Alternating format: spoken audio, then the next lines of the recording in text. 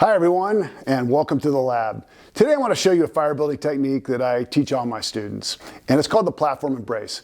The nice thing about this technique is it takes advantage of the third leg of the fire triangle, oxygen, that often gets neglected.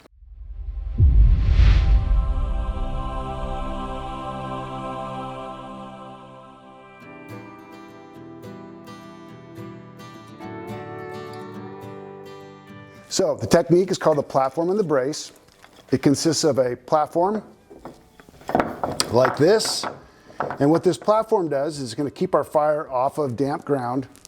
The second part of the platform and brace is the brace, and the brace is about the same thickness as my arm. And what this is going to do, it's going to really take advantage of oxygen. This is built into the wind. So the wind, we're going to assume, is going to come from this direction. So once I've got my platform and brace here, I'm going to put my cotton ball on my tinfoil, break it apart, light it. Now what I'm going to do is I'm going to add my first layer of materials here. And when we get outside, I'm going to show you where we find these. We find them primarily under evergreen trees, and we'll get a healthy bundle of them. And what we're going to do is we're going to put them like this on top of our cotton ball. Now what the brace is doing is it's tall enough that that heat is literally going to rise right up into this bundle of sticks. And that's really, really important so that we get all that heat coming up like that. Oxygen is going to flow around like that.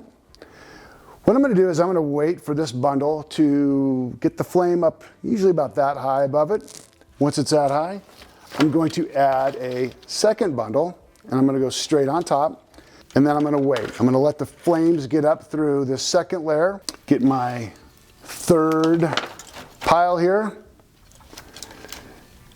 It's going to fall over, I'll hold it. So once we get the sticks about this high, this thing is going to be just roaring.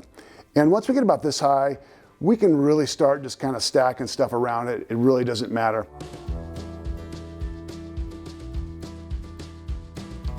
One of the most common mistakes I see, especially with new students, is something called smothering the baby.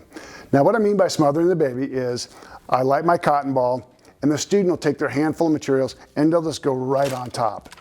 And then they'll be like, why did my fire go out? Well, it's because we smothered the baby. So as not to smother the baby, light your cotton ball, put your materials on like that. Now this way, all that heat's gonna go right up in there and we are not gonna snuff our baby's life out. So don't make that common mistake.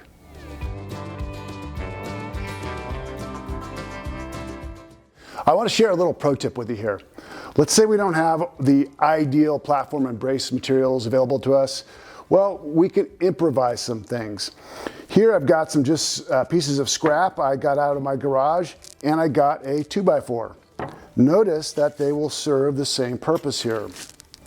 So I've got my brace up, my first layer would go on top, and my 2x4 acts just like my normal brace would.